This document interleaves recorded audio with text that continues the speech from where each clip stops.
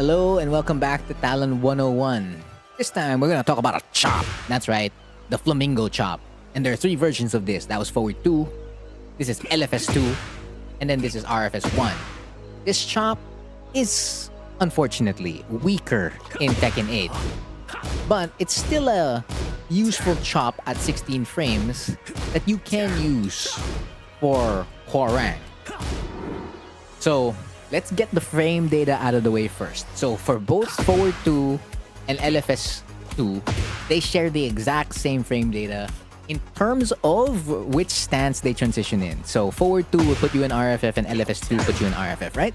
Now, RFS1 is the only move out of the three that will put you back and left foot forward. But besides that one differentiator, all of them share the same frame data. So I'm only gonna say it once.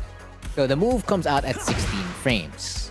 It's +9 on hit, which is fantastic. So you can still keep so you can continue locking the opponent in with safe mids. And if it does get blocked, it's -2. And at -2, well, you can still continue stealing your turn for the most part.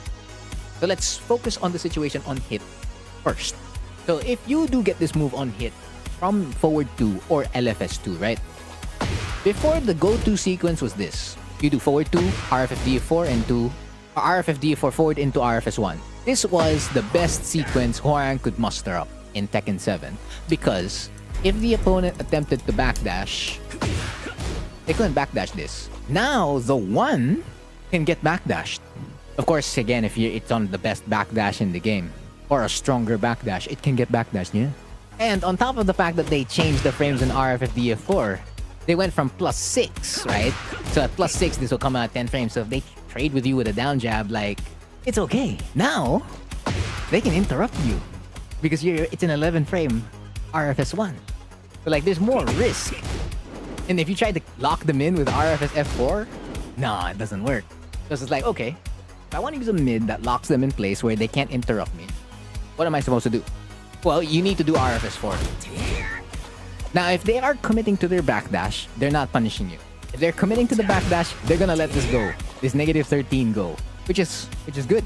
But the moment they do punish you, I guess that's when you're gonna have to like really mix it up. So if you're gonna take advantage of the fact that it can get backdashed, and they're gonna commit to their backdash, right?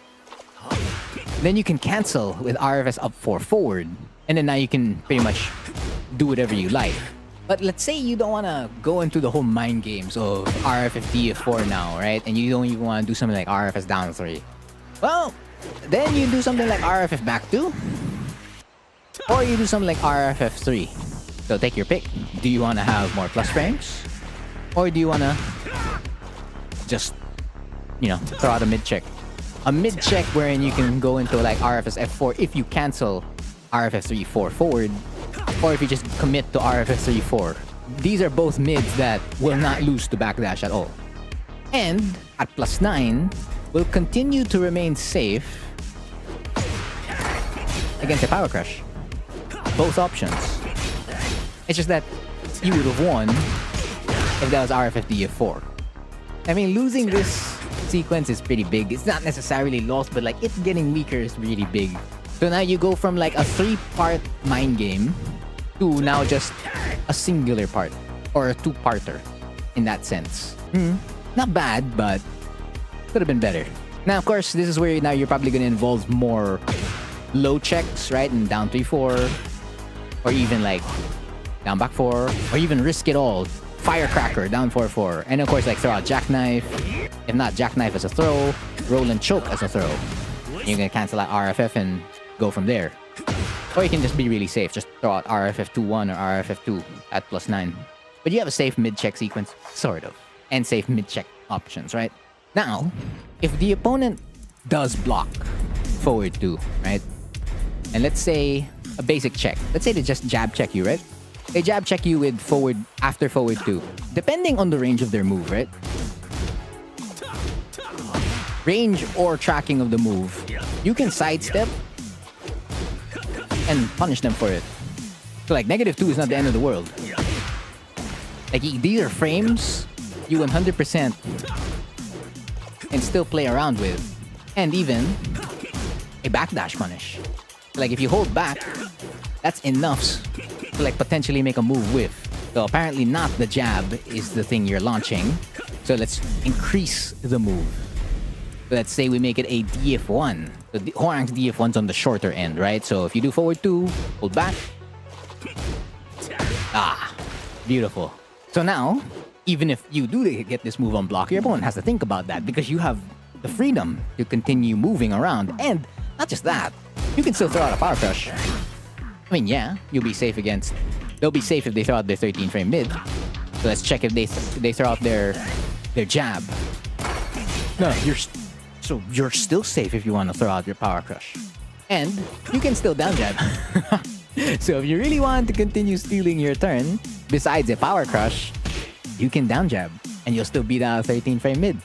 So now you can backdash, you can sidestep, you can power crush, and you can steal your turn with a fast button. Or even an evasive button. Again, provided like, again, that move will evade the move they're doing. So it won't evade DF1 there. Up back 2 won't. But perhaps a jab. It will evade a jab. So the mid itself, whether that be forward 2 or LFS2, is still really good on hit and on block. Now, let's talk about RFS1 because it's the odd one out and it keeps Hwoarang in left foot forward rather than...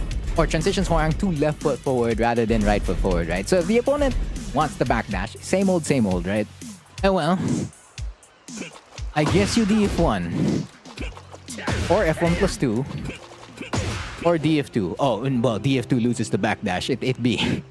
But if they're not, I mean, if they are going to backdash, then yeah. But if they don't backdash, then feel free to throw out DF2. But for the most part, I guess it's not the first option you're thinking of. So that means DF4.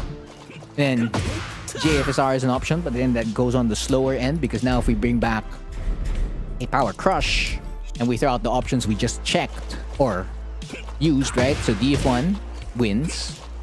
DF2 will win because they're not backdashing, right? F+2, that's gonna register as a counter hit.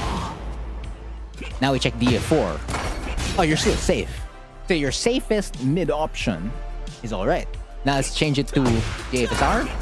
Nah, it gets punished, unfortunately. So you can't go for a safe mid-check launch. I just remembered another mid option. Like if you get RFS1 to connect, just go with a forward 2. Because now you can connect the situations together. So like if you get forward 2, and then like the RFS1 hits here, then you can just loop back into forward 2. And then now you still have the same mix-up. So it's like, okay, instead of me thinking about the mix-up and left foot forward on block, and my options there, I can just go back to thinking about my options in RFF.